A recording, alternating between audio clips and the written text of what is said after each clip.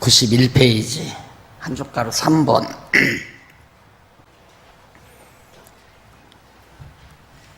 유다의 멸망에 대한 예언 나옵니다. 유다의 멸망에 대한 예언. 지금 우리 에레미야 선지서 공부하고 있죠. 에레미야 선지서는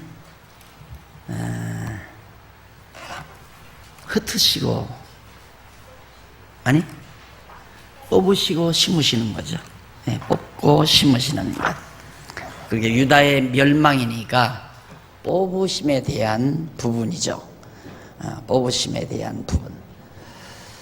자, 유다의 멸망에 대한 예언이 21장에서 29장까지인데 그 가운데 21장과 24장 전반부죠. 29장까지의 전반부. 21장과 24장은 유다 지도자들을 향하여 예언하는 내용이고, 다음 25장과 29장 후반입니다.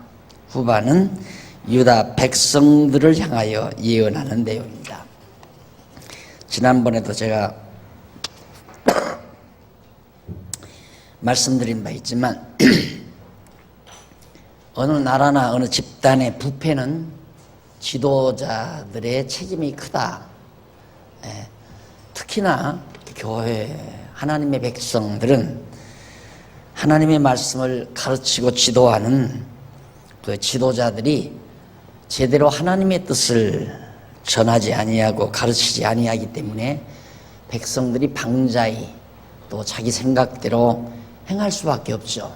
안 배우면, 하나님의 뜻을 배우지 아니하면 누구나가 다 자기 중심으로 생각합니다. 그러니까 교회가 일반적인 교회 원리가 그렇습니다. 일반 교회는 하나님 말씀이 없잖아요. 그리고 하나님 말씀이 많이 희석되어 있잖아요.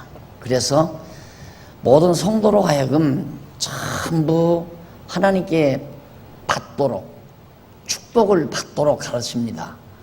그러니까 이렇게 하면 복 받는다. 복 받으려면 이렇게 해야 된다. 그러니까 모든 사람들이 다 개개인의 욕망을 추구를 해요. 신앙생활을 해도 오늘 또 내 이 일을 이루어야 되니까 하나님께 나가서 기도해야 되겠다. 각자가 다 바라는 바가 다릅니다. 그런데 어떻게 하나로 뭉치는가? 그게 고민 아니에요. 다 사람마다 자기의 이권을 찾아서 노력하고 있는데, 그런 수많은 성도를 어떻게 하나로 집약을 시키는가? 그게 바로 교역자 중심이에요. 주의 종에게 순종해라. 그래서 이제 목사님을 중심으로 온 교회가 뭉쳐지도록 그렇게 할 수밖에 없잖아요. 그러기 위해서는 한없이 목사는 사람 보기에 훌륭해야 되니까 훌륭하도록 보이도록 여러 가지 장식을 하는 거고요. 액세서리를 많이 하게 됩니다. 그냥 가짜라도 학위도 많이 받아서 하게 되고, 옷도 좀 별나게 입어야 되고, 또 목소리도 좀 달라야 되고, 그렇게 해서 모든 성도들로 하여금 목사는 다르다, 이렇게 보도록 할 수밖에 없는 거죠. 그런데 그게 아니고 그냥 하나님의 말씀, 우리 인간들이 하나님 말씀을 모르면, 하나님의 뜻을 모르면 전부가 다 자기 좋은 대로 행하기 때문에 하나님이 기뻐하시는 것이 무엇인지를 알려만 주면, 아하, 내가 이렇게 생각하는 것이 잘못이로구나, 내가 이렇게 생각해서는 안 되겠구나, 이런 것들을 스스로가 다 깨닫고 어떻게 하나님 말씀으로 이렇게 자꾸 생각들이 모아집니다. 그래서 믿는 것과 아는 것이 하나가 되죠. 그 근거가, 그 확실한 확증이 우리 장안중앙교회에 나타나잖아요. 그렇죠? 확증이.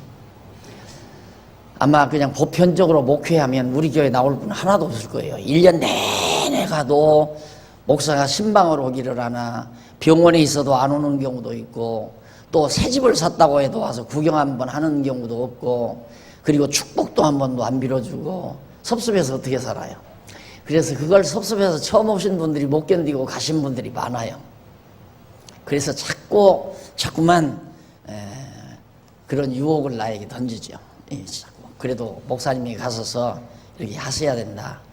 내가 시간만 있으면야 일주일에 한 번씩이라도 쫓아다니면서 또 그러면서 이제 저 때는 아이처럼 그럴 수도 있지만 그럴 시간적 여유도 없고 그렇게 또 습관이 안 돼서 안 돼요. 이렇게 내가 하면서도 자꾸 그렇게 가서 기도를 하다 보면 자꾸 웃음이 나오려고 해서 기도가 안 돼요. 이 가정에 새 집을 주었사오니 복을 내려주셔서 뭐 차고 넘치게 해주시고 자손들도 길이 잘 되게 해주시고 그렇게 기도하다 보면 내 허파에 바람이 나와가지고 웃음이 나오려고 그래요. 그렇게 기도가 안 되니까 안 되는 건 안 하는 게 낫잖아요. 지금 무슨 얘기 하려고 하는가 아시겠죠? 지도자라는 게 얼마나 중요한가. 이 당시의 지도자들이 전부 자기 좋은 대로 다 만들어 놨어요. 백성들을 다 그렇게 길들여 놨어요. 그러다 보니까 하나님은 격려하지 아니하고 백성들이 다 곁길로 간다 이 말입니다. 그래서 결국 하나님께서는 유다의 멸망에 대해서 예언하는데 우선 먼저 지도자들 망한다. 지도자들을 멸망시키겠다. 그 다음 그런 지도자들에게 잘못 배워서 곁길로 간 백성들도 하나님께서 멸하시겠다라고 예언하는 내용이 21장과 29장까지 내용이에요. 간단하죠. 자, 그러면 그걸 조금 더 자세하게 설명을 해보자면 21장과 24장은 앞에서 말한 대로 지도자를 향한 예언이라고 그랬어요. 그 지도자를 향한 예언 가운데 21장과 22장 9절까지 바로 그 밑에 나오죠. 21장에서 22장 9절까지는 유다 왕 시드기야에 대해서 예언합니다. 시드기야가 마지막 왕 아니에요. 끌려가는 왕. 눈 빼고 바벨론으로 끌려가는 왕이 시드기야 왕이거든요. 그 왕에 대해서 예언하고 그 다음 22장 10절로부터 23장 8절까지 중반부입니다.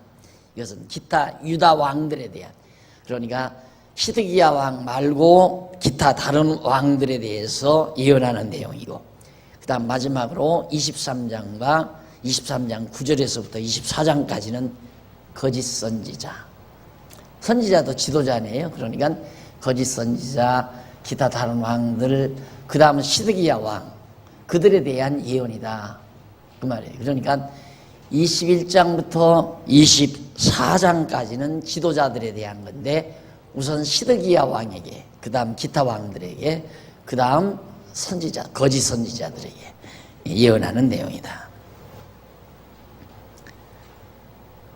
그러니까 소경이 소경을 인도한다는 말이 예수님께서 하신 말씀인데, 소경이 소경을 인도한다. 자기도 안 보이는데 안 보이는 사람을 인도한다는 건 말이 안 되는 거죠. 그러니까 성경을 모르면 목사 하지 말아야 돼요. 하면 안 돼요. 교사도 하지 말아야 돼요. 교회학교 교사도 하지 말아야 한단 말입니다. 성경을 모르면. 왜? 모르면 다 엉터리로 가르치게 되고, 잘못 가르치면 밑에서 다 잘못되는 거고요. 그런데 성경 모르고도 다 하는데요. 아야, 성경 모른다는 게 정석이에요. 그래서 성경은 참 쉬운 건데도 그렇게 성경을 알지도 못하면서 지도자가 되려고 하는 것 자체가, 교사가 되려고 하는 것 자체가 매우 잘못된 거죠. 그래서 우선 이제 시드기야에 대한 예언입니다. 시드기야에 대해서 예언하는 내용이 21장에서 22장 9절까지인데 5493페이지 나오죠. 동그라미 안에 1번. 밑에 1절로 7절에 보면 대적을 물리치기 원하는 왕에게 모두 멸할 것을 예언합니다. 시드기야 왕은 바벨론 대적들을 다 물리치고 싶죠. 예루살렘이 지금, 이건 일단 그려놔야죠.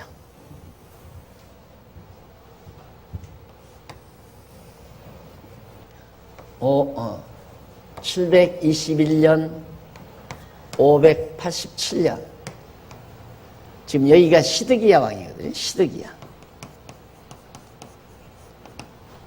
끌려간다, 마지막. 그러니까 이때가 예루살렘이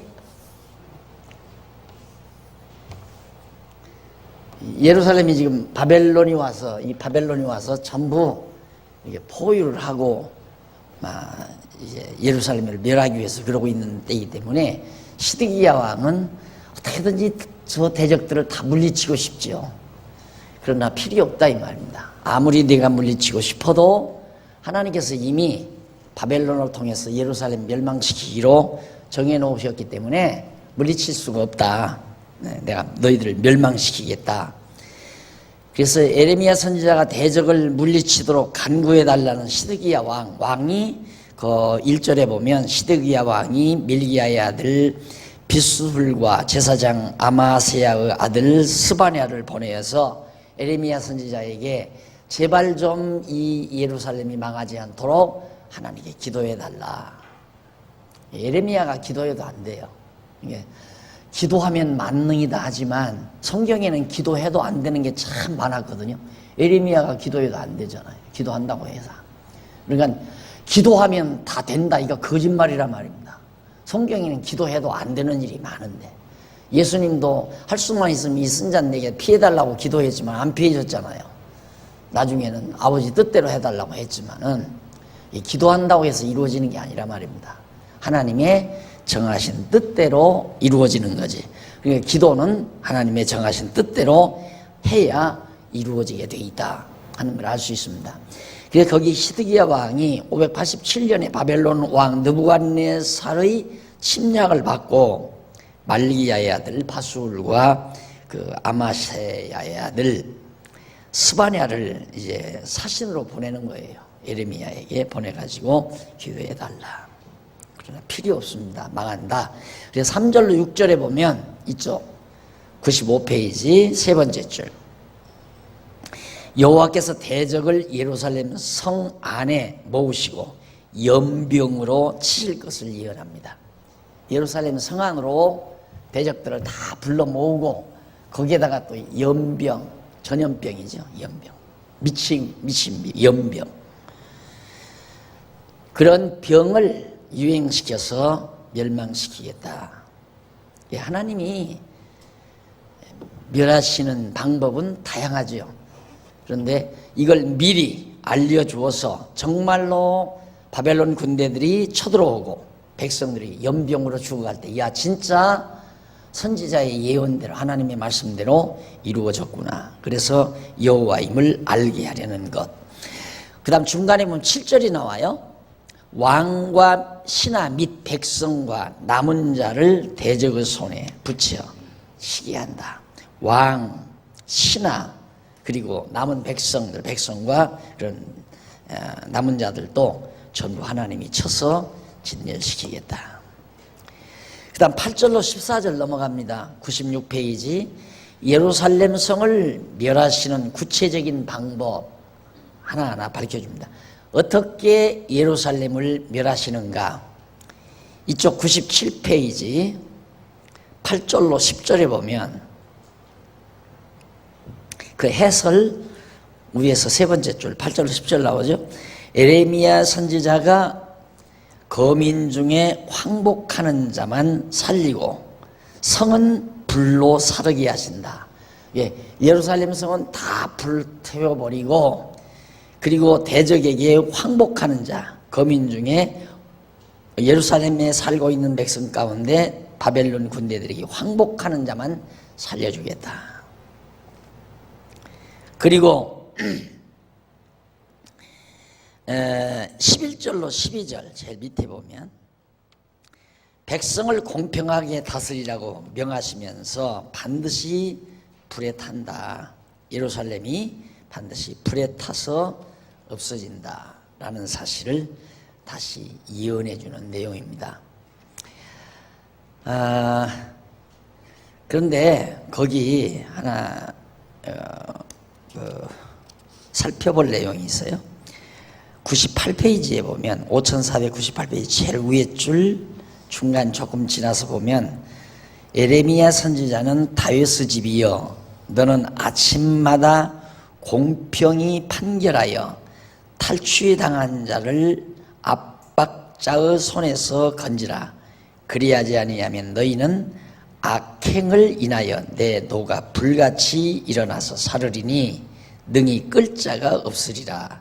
그렇게 말씀을 하셨어요. 근데 거기 보면 아침마다 공평이란 말이 나오는데, 아침마다는 히브리 말로 라보겔이라고 그러죠. 네, 여기 아침마다가 아니라 아침에라는 뜻입니다. 아침마다가 아니라 아침에. 그리고 판결하라는 말은 디아누라고 하는데, 이는 다스리라. 그리고 재판하라. 예, 아침에 재판하라. 예, 아침에 일어나서 재판을 하라. 그런 뜻입니다. 따라서 본문은 다윗의 집이여 너희는 아침에 공평하게 다스리라.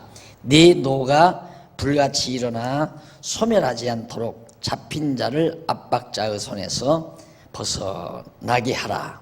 그러니까 얼마나 그 당시에 지도자들이 재판을 굽게 했는지를 알 수 있죠. 이 사회상은 이 사법부가 정말 깨끗해야죠. 사법부가, 나라도 사법부가 깨끗하면 부정부패가 없어져 버립니다. 그런데 부정부패가 많다고 하는 말은 사법부가 시원찮다는 얘기예요. 사법부가. 그러니까 이게 세상이라는 것이 힘 있는 사람들은 힘 있는 사람들끼리 다 연대를 하잖아요. 그러니까 사법부에 있는 사람이나 행정부에 있는 사람이나 다 힘 있는 사람들, 정치하는 사람들이나 힘 있는 사람들이에요. 이게 그 사람들이 힘을 합쳐버리면 백성은 맥을 못 춥니다. 근데 이스라엘, 유다가 바로 예루살렘이 그런 상황이었어요. 재판도 왕이 하고 또 선지자가 가르친다 하지만 선지자도 왕과 결탁하고, 그러니까 선지자도 왕의 입맛에, 요즘으로 말하면 선지자는 언론과 같아요. 쉽게 말하면 나라의 언론. 그러니까 국가가 언론을 장악하게 되면 권력자들의 입맛에 언론이 이제 보도를 하고 방송을 하고, 그 다음 백성들은 다 속잖아요. 그럼 권력자들, 힘 있는 사람들은 하고 싶은 대로 마음대로 하는 거고요. 그래서 이게 권력 분산, 요즘에 뭐 헌법 개정한다고 권력 분산 하는데 똑같은 일입니다. 교회도 마찬가지예요. 그래서 목사가 모든 권력 다 쥐고 있으면 교회는 부패하게 돼 있어요. 더더군다나 목사가 성경을 모르게 되면. 목사도 사람이기 때문에 자기 좋은 대로 다 하고 싶거든요. 나 좋은 대로 다 하고 싶단 말입니다. 그런데 내가 권력 다 쥐고 있으면 나 좋은 대로 다 하지요. 일반 교회들이 대부분 그러잖아요. 목사님에게 절대 복종하도록 절대 권력을 쥐고 있는 거예요. 그래서 이런 상태로 돼서는 교회가 부패하지 않을 수가 없다. 부패하도록 돼 있어요. 그냥 세 가지 상권을, 말씀을 전하는 것도 목사는 마음껏 말할 수 있잖아요. 강단에서 무슨 얘기라도 마음껏 얘기할 수 있죠. 그리고 아무도 말 못해요. 그리고 재정권도 목사 가지고 있고, 모든 행정권, 정치권, 다 지리권 다 쥐고 있단 말입니다. 그러니까 목사는 자연스럽게, 교회는 자기 소유인 줄로 그렇게 착각하게 되고 자기 마음대로 주물럭대게 되고, 그렇게 한국 교인들이 훈련이 돼가지고 교회 가면 목사가 제일 훌륭한 사람이고 목사가 제일 힘 있는 사람이다. 그렇게 다 인정해 줘버려요, 모든 사람들이. 그리고 그렇게 따라주고요. 그것을 우리 교회가 어떻게 고쳐보려니까, 고치려고 하는 우리 지도자들, 우리 당의원들의 의지는 강해요. 이렇게 고쳐야 된다, 맞다, 강한데, 문제는 그렇게 고치려고 하는 우리 지도자들의 뜻을 얼마나 성도들이 의식을 개혁해서 고쳐나가는가, 그게 못 따라붙는 거예요. 그게 솔직히 참 많이 힘든다기보다도 조금 더 기다려야 된다, 이럴 수밖에, 기다릴 수밖에 없죠. 성도들이 깨어나서 정말 성도들도 의식을 바꾸고, 정말 내가 이 교회 세례교인으로서 교인이 됐으면 주인의식을 가지고 철저하게 교회를 사랑하고 진리를 사랑하면서 그렇게 살아나가야 되는데, 과거에 교회에 다니면서 했던 그 습성이 몸에 배가지고 그냥 여기 와서 잠시 예배 드리고 가면 나는 다 끝났다, 뭐 어지러워졌든지 어디가 망가졌든지 비가 새든지 뭐 어디가 늘어졌든지 그거 나와는 아무 관계가 없는 거죠. 그냥 쓰다가 그냥 다 갚버리면 끝나는 거고. 그러니까 우리들 예를 들어서 앞으로 이제 속회 공간 준다 하십시다. 교회가 아니지만 속회마다 자기 서클룸을 주면 그나마 소유 개념이 있을 거예요. 야, 이건 우리 방이다. 그래서 쓸고 닦고 좋은 물건 갖다 놓고 그럴 수는 있을 거예요. 근데 왜 이건 못하느냐? 야, 이건 너무 커서 내 거가 아닌가요? 우리 거가 아닌가요? 큰 것도 우리 거 아니에요. 그런 개념이 온 성도들에게 다 들어가서 주인의식이 살아나야 되고, 그리고 우리가 이걸 정말 지탱해 나가야 된다는 그러한 책임의식도 있어야 되고, 예를 들면 뭐 쓸데없는 전기가 하나 써서 밝혀져 있으면 이거 전기세 나간다. 여러분 집에서 살림하면서 아마 중앙에 있는 큰 등 있지 않습니까? 그걸 대낮에 켜놓는 사람은 없을 거예요. 그렇잖아요. 근데 여기 와서는 켜놔도 아무 관계가 없어요. 왜? 내 돈에, 내 호주머니에서 나가는 전기세가 아니니까. 그거 얼마나 바보 같은 얘기예요. 우리 호주머니에서 나가거든요, 그거. 그렇게 의식을 바꿔야 된다, 그 말이에요. 근데 그렇게 얘기를 해도 의식이 안 바뀌어져. 잘 안 바뀌어져요. 그래서, 이젠 뭐 항존지, 세례교인, 서리집사, 이래 가면서 자꾸 의식을 바꾸기 위해서 자꾸 유도를 하고 가르치고 해도 쩌들린 습성. 그래서 여러분 혹시 들어도 섭섭하게 생각하지 마십시오. 하나님께서 이스라엘 백성들을 애굽에서 데리고 광야로 나왔잖아요. 나와서 시내산에서 앞으로 가나안 땅 들어가서 살 수 있는 새로운 문화, 하나님의 택한 백성의 문화를 이루기 위해서 문화의 그 기초적인 모든 계명과 율례와 법도를 다 줬어요. 그렇게 살아서 새로운 문화를 만든다, 이거였는데, 그 진리를 40일 동안 가르쳐 놓고는 거기서 40년을 광야에서 방황을 시켜요. 왜? 애굽에서 습관화된 세대들을 교체하기 위해서예요. 그래서 저도 항상 그걸 생각을 합니다. 제 이 급한 성격 같아서는 다 그냥 다 만들어버리고 싶죠. 근데 그게 안 된다, 이 말입니다. 아무리 바르게 하려고 해도 같이 하는 분들은 생각이 바뀌어야 되고, 의식이 바뀌어야 되고, 또 그만한 책임의식이 따라와야 되고, 그래서 차근차근 되어져 가는 대로 해야 한다. 방향만은 바르게 잡아야죠. 올바른 방향으로. 그러니까 이 당시에 예루살렘이 그렇게 부패했던 것도 전부 왕들이, 지도자들이 전권을 다 잡고, 그러니까 백성들은 다 부패할 수밖에 없고 타락할 수밖에 없고. 교회도 똑같아요. 한국 교회가 이렇게 자꾸 타락하는 이유도 지도자들 문제예요. 그러니까 하나님 일 하도록 연보를 했는데 그 연보가 마치 자기 재산인 것처럼 그거 해서 다 세습하고 하는 이유도 그런 착각에서 다 하는 얘기란 말입니다. 그래서 여러분, 나는 교회가 막 크게 되지기를 바라지 않는 측면이 많습니다만, 그 이유는 뭐냐면 제가 자신감이 없어서 그래요. 무슨 자신감이냐면, 언제 그분들을 여러분들이 공부한 만큼이라도 가르쳐 놓느냐 이거예요. 이제 우리 교회 왔다. 여러분 지금 10년, 20년 공부해도 의식이 잘 안 바뀌잖아요. 옛날 그 타성으로 그냥 젖어져 있지.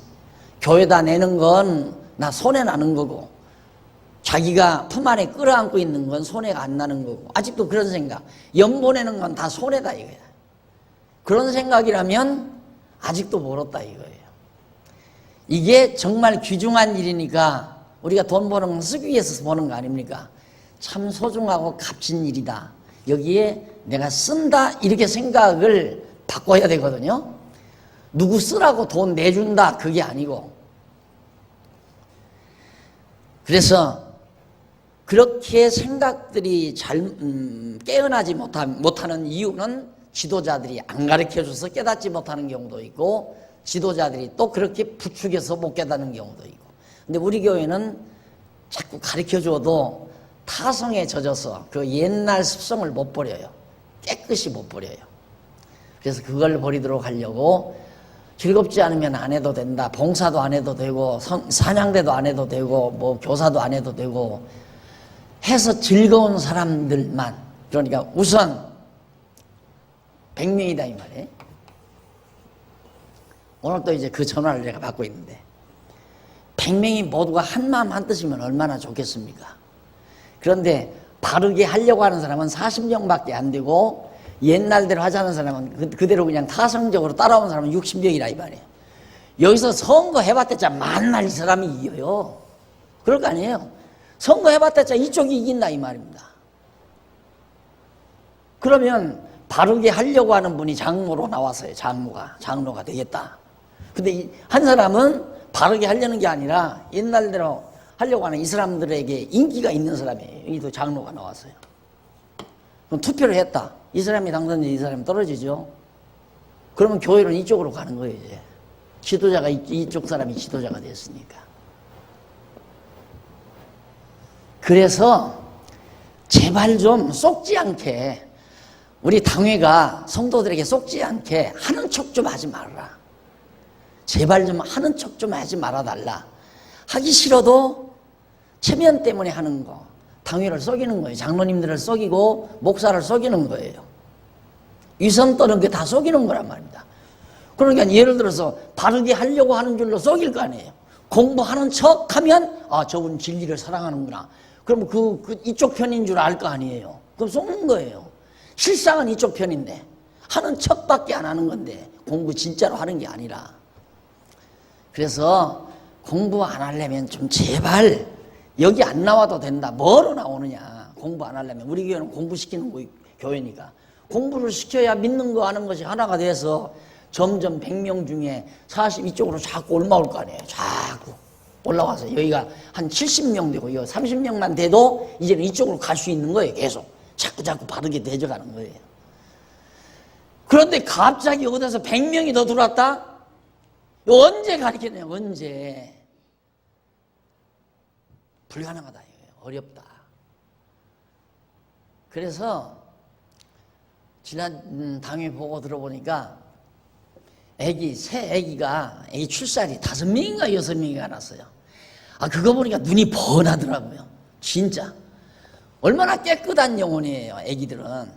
그래서 정말 실력 있는 선생님이 어려서부터 차근차근 잘 가르치면, 아야, 그 영혼은 이렇게 자라나는 거예요.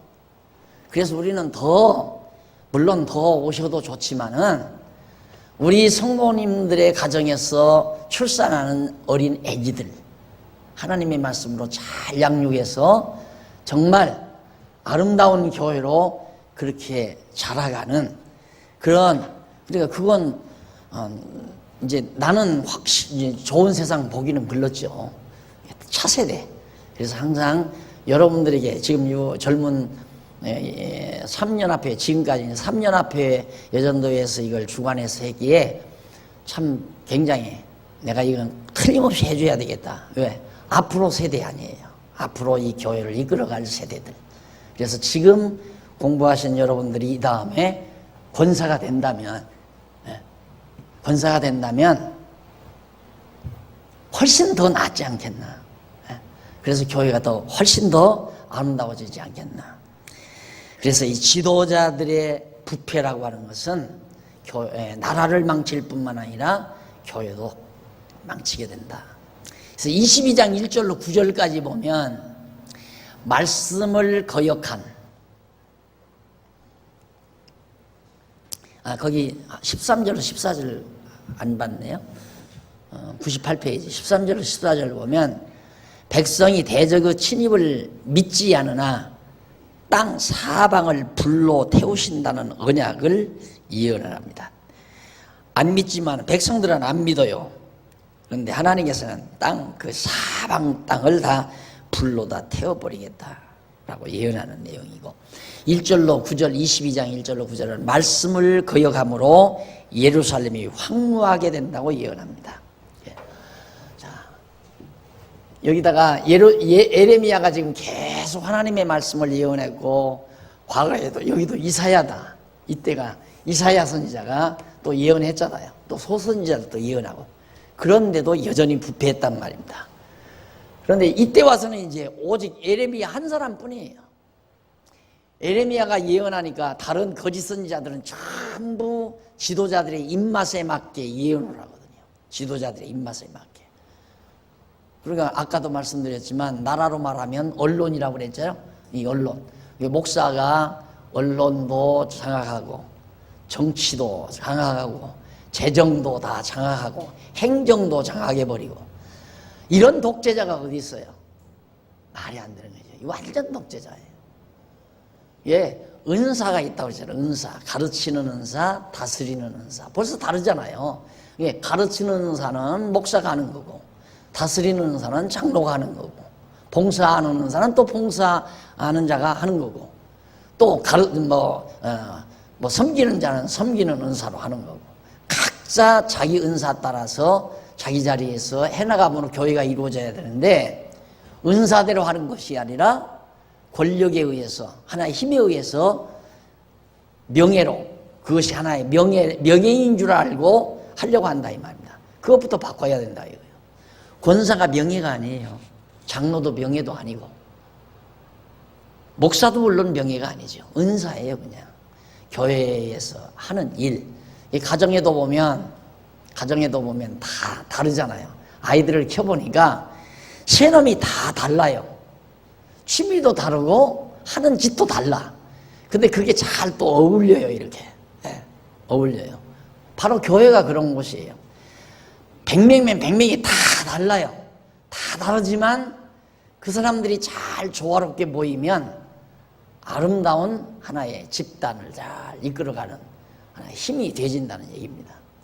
그러니까 이때 에레미야가 아무리 예언해도 듣지 않고 이전에 선지자들이 예언해도 안 들으니까 말씀을 거역하니까 말씀 거역하면 자기 생각대로 한다는 얘기거든요.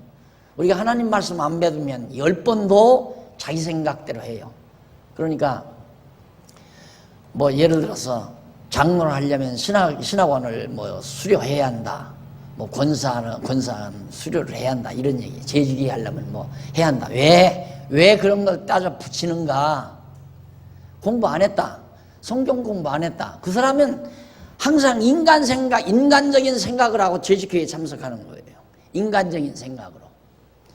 그러니까 이제 어떤 결론이 나오냐면 인간적인 생각을 하니까 자꾸만 인간적인 생각으로 의견도 내놓고 그 인간적인 생각으로 결정도 하려고 해요.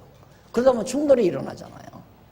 근데 공부를 하신 분들은 마음과 생각이 하나 될 가능성이 많죠. 공부했으니까. 그리고 말을 하면 알아듣고요. 아, 내가 깜빡 잊었구나. 정말 그래야 되겠구나. 그래서 다시 고쳐지잖아요. 그런데 공부를 안 한 사람은 끝까지 인간적인 생각만 하는 거예요. 그렇게 되면 이제 재직회가 시끄러운 거고 당회도 시끄러운 거예요. 사람이기 때문에 실수는 하죠. 실수하지만 하나님 말씀을 다시 되새기면 반성하게 되고 뉘우치게 되고 또 다시 정리하게 되고 그래서 반드시 공부를 해야 한다. 그래서 교회 정치는 뭘로부터 시작하는가? 교육으로부터 시작한다. 교육. 가르침으로부터. 가르치면 다 돼요. 가르치면 정치가 다 되는 거예요. 그게 세상 정치도 대학이 재구시를 해야 돼요. 이 세상 정치도. 대학이 재구시를 하면 정치 함부로 못하죠. 그런데 대학 자체가 재구시를 못하면 근데 요즘에는 대학 자체가 재구시를 할 수 없는 게 전부 파트별로 기술만 가르치니까 너는 전자기술 배워서 그걸로 너 밥 벌어먹고 살아라. 그거 기술만 가르치니까. 근데 대학이라는 곳이 정말 기본적으로 정말 하나의 이념, 사상, 정확한 아름다운 복지국가를 이루어 나가는데 꼭 필요한 기본적인 사상과 철학이 바탕이 돼야 되거든요. 근데 그런 거 안 가르치잖아요, 지금은. 그러니까 몇 년 전만 해도 막 대학에서 대학생들이 데모 일으켰다 하면 정치가 벌벌 떨었잖아요. 청와대에서 벌벌 떨었죠. 근데 요즘에는 대학생들 데모 안 하잖아요. 왜 그랬는가? 대학생들에게서 의식이 살아나지 않도록 기술만 가르쳐요, 전부. 이게 썩어진 대학이죠. 전 대학 아니에요, 여러분. 완전히 정치인들의 권력의 시녀들을 만드는 종자지. 참 분개하지. 얘 우리 딸년이 그래요. 지는 만약에 시집을 가서 애기 나면 학교 안 보낸대요. 교사를 하잖아요. 교사를 하는데 자기는 학교 보내고 싶지 않대, 애기들을. 자기가 낳은 애기는.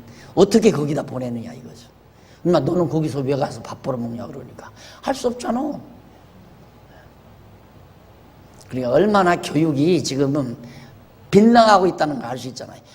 젊은이들이 뭔가 의식이 깨나야 하잖아요. 바른 것, 옳은 것, 정당한 것, 정의사회 이런 것들로 해서 의식이 살아나야 되는데 그거 없잖아요. 막 시험 공부에 막 몰아붙여가지고 이른 새벽부터 밤늦게까지 막 학원에 가서 때려 몰아버리니까 다 바보가 돼가지고 기계가 되는 거죠. 문제집 맞추는 기계로 만들어가는 거예요. 정신세계는 다 황폐해져 버리고. 그러니까 대학이 죽어버리면 나라는 형편없게 되지는 거예요. 이 교회도 역시 교육이 없으면 교회는 완전히 샤머니즘화 되집니다. 샤머니즘화. 그래서 막 사람들을 두렵게 만들고 저주, 복과 저주를 통해서 막 사람들을 떨게 만들고, 그래서 정성 들이게 만들고 공들이게 만들고, 그렇게 해서 무속신앙으로 끌어갈 수밖에 없는 거죠. 우리 교회가 거기에서 벗어나기 위해서 하자니까 제가 30년 넘게 목회하면서 계속 이단 딱지 붙여야 되고, 지금도 계속해서 엊그저께도 막 어느 신문 한 두서너 면이 전부 박 목사 이단이라고 그렇게 해서 막 신문에 나오고 했대요. 참 하여튼 쉽지 않잖아요. 그래서 제가 참 이 일에 같이 하는 분이 있으면 같이 하면 얼마나 좋겠나. 그래서 같이 하기 위해서 이렇게 지금까지 했는데, 강남노예가 이루어져서 같이 할 줄 알았더니 그것도 또 휘청휘청하더라고요. 거기 가서 밥 냄새 맡고 돈 냄새 맡으니까 또 달라지는 거야, 사람들이. 이놈의 돈, 밥이 이게 문제야. 돈덩어리가 문제고. 정신 다 흐려놔버리고. 그래서 여러분, 지금 성도대학 공부하는데 정신 번쩍 차리고 왔어야 됩니다. 정말로 우리가 이 시대에 하나님 나라의 역군으로서 정말 의식을 가지고 정확한 하나님의 나라를 바르게 건설해가는 하나의 투사로서 우리가 살아간다는 각오를 공부하면서 계속 하셔야 돼요. 그래서 우리 교회부터, 다른 교회와 어떻든 우리 교회만이라도 바르게 세워가는 일, 매우 중요하다고 생각합니다. 그래서 말씀을 거역하는 것, 이것은 완전히 인간 본위로 나갈 수밖에 없는 길이다. 자, 이렇게 해서 1절로 9절에서 그런 내용인데, 넘어가서 500페이지 보면 1절로 5절에 에레미야 선지자가 왕들과 백성이 말씀을 거역함으로 집이 황무하게 된다라는 내용이 나오고요.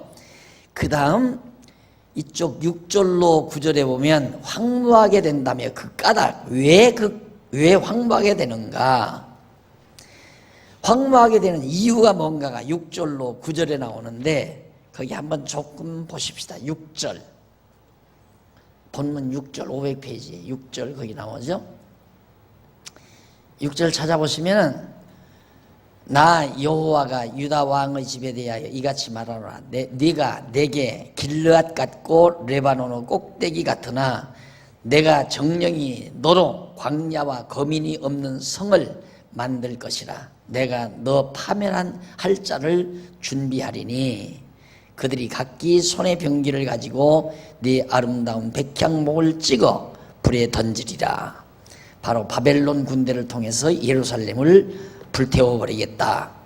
여기 백향목이란 예루살렘 성전이 백향목으로 지어졌잖아요. 그러니까 그런 것들을 다 불에 태워버리겠다. 여러 나라 사람이 이 성으로 지나가며 피차 말하기를 여호와가 이 큰 성에 이같이 행함은 어찌민고.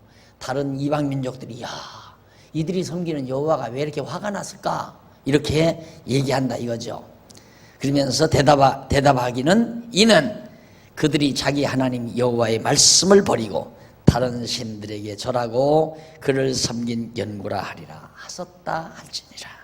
결국 하나님 말씀 거역하고 하나님 말씀을 거역하고 다른 신을 섬겼기 때문에, 그러니까 하나님 말씀 거역하면 다른 신 섬기게 돼 있죠.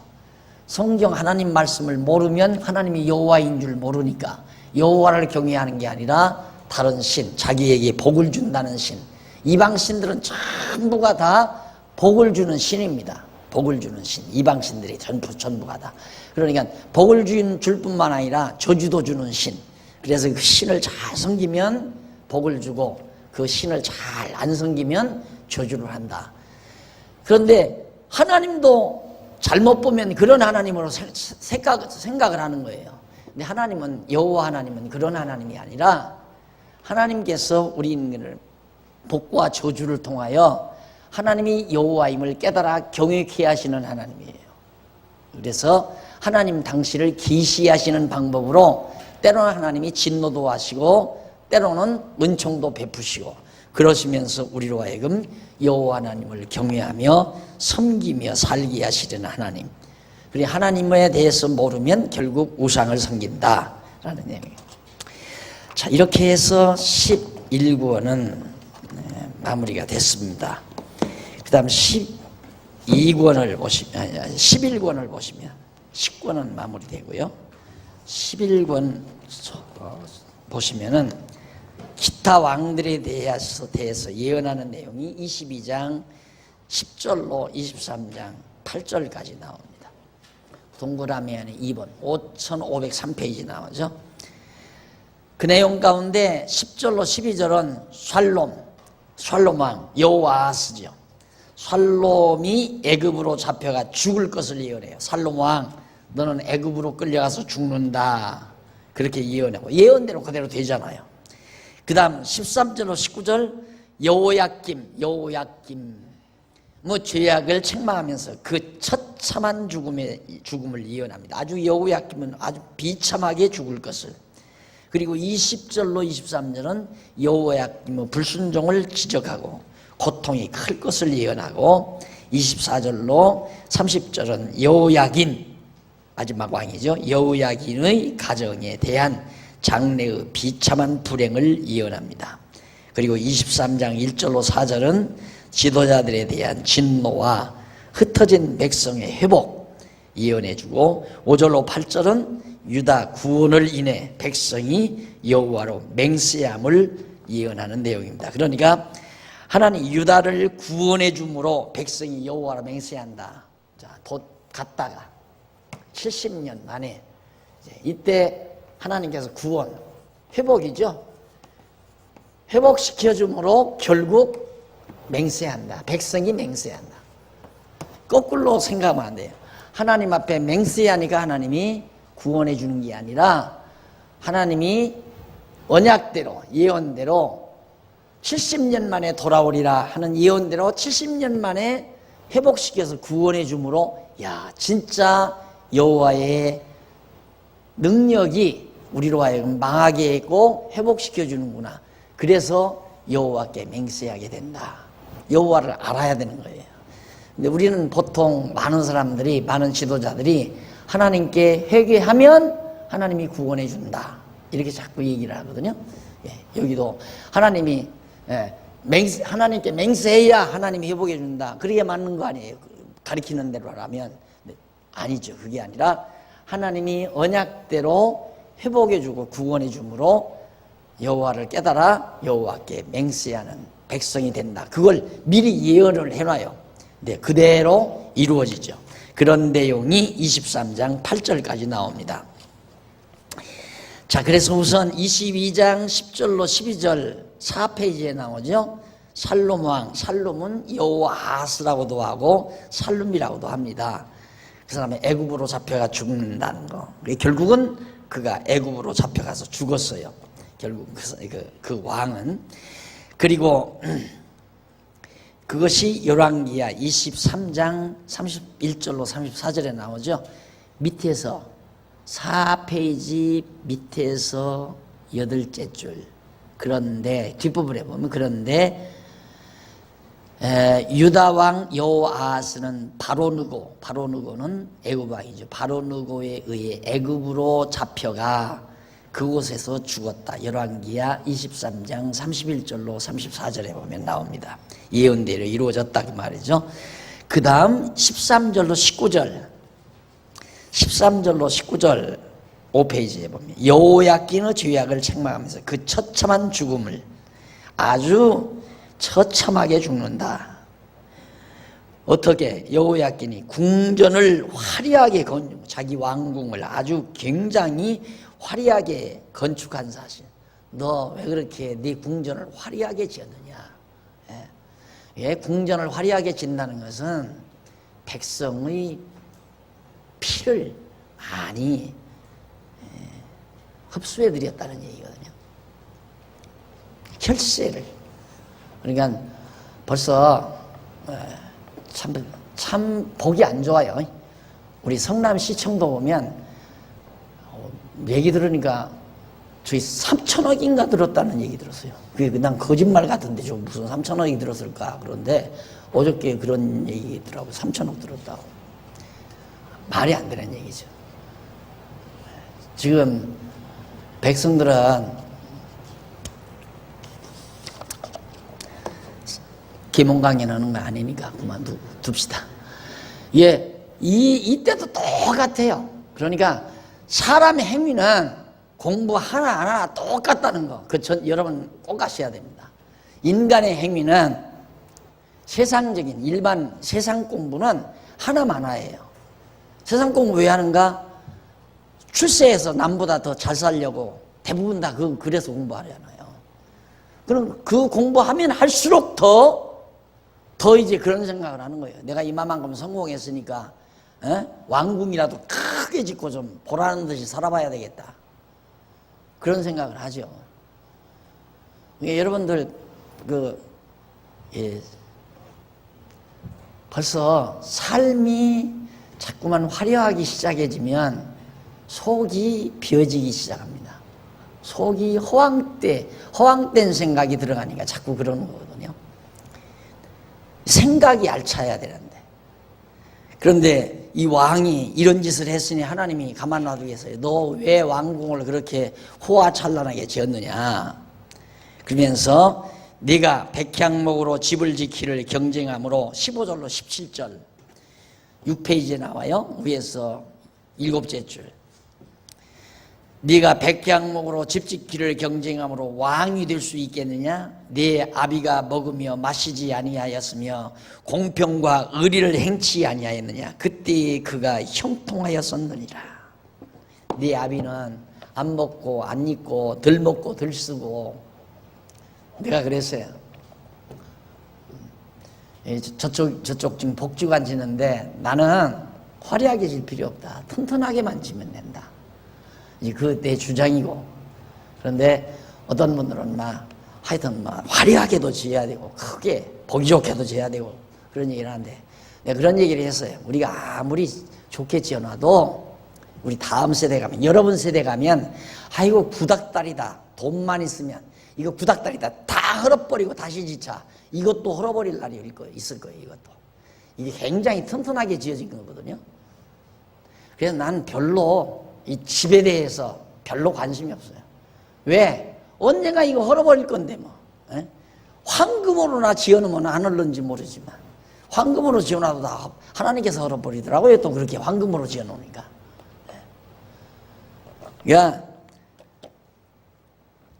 선배들은 안 먹고 안 입고 덜 쓰고 덜 입고 그렇게 애써서 내 조상들은 그래놨는데 내 놈은 왕의 자리에 앉아서 그래 왕궁이나 크게 짓고 그래야 왕이 되는 줄 알았더냐?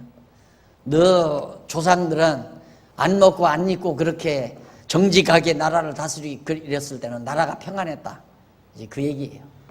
사치는 멸망의 징조로 보아도 됩니다. 사치함이라고 하는 것은. 자, 22장 20절로 23절 여호야김의 불순종을 지적하면서 고통이 클 것을 예언합니다. 여호야김의 불순종, 아무리 예언해도 순종치 않죠. 이미 불순종할 것도 이미 다 신명기서에 예언된 내용 아닙니까? 예언된 대로 다 불순종해서 망하게 되죠. 그런데 아주 비참하게 이제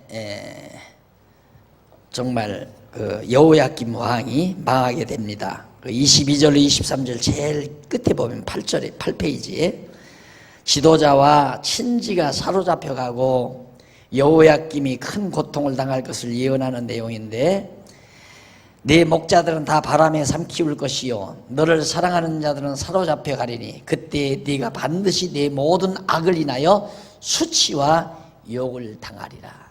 아주 엄청난 수치도 당하고 욕도 당한다.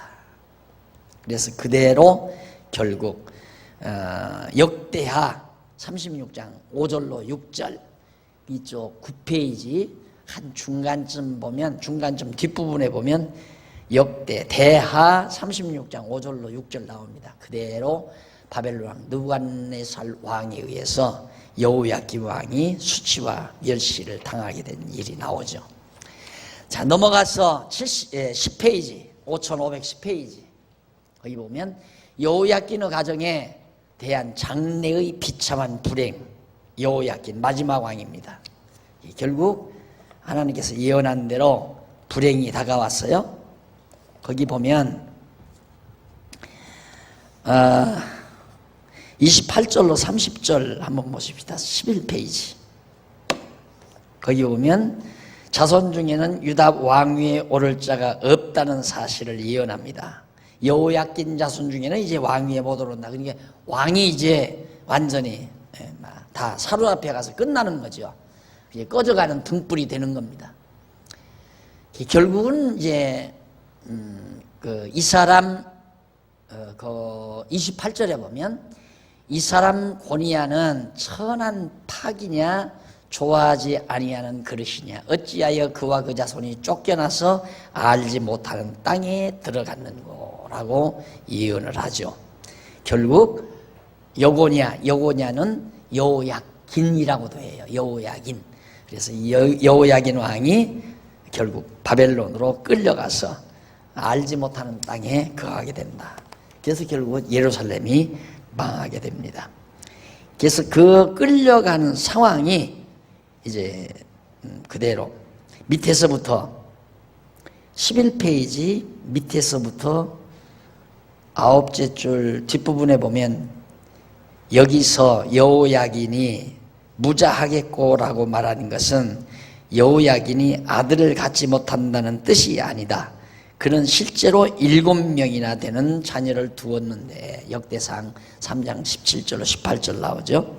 무자하겠고라는 말은 여호야긴이 그 자손들과 함께 바벨론으로 잡혀가게 되므로 그 뒤를 이어 왕위에 오를 아들이 없게 된다는 뜻입니다. 그런데 그런 것을 이런 걸 이제 자유주의 신학자들이 들고 봐라 무자하다고 그랬는데 여호야긴이 아들이 7이나 된다. 성경에는 틀린 게 많다. 이러고 이 얘기 나온단 말입니다. 여기서 무자하다는 말은 자식이 없다는 말이 아니에요. 자식이 7이나 있지만은 바벨론으로 끌려가서 왕위에 오를 자식이 없다. 그런 의미로 하는 얘기다. 잡혀간 사실은 열왕기야 24장 12절로 16절, 대야 35장 9절로 10절 밑에서 두 번째 줄 나오죠. 근거 다 나옵니다. 그 다음 25장 1절로 4절 거기 보면 지도자들에 대한 진노와 흩어진 백성의 회복을 예언하는 내용이 나옵니다.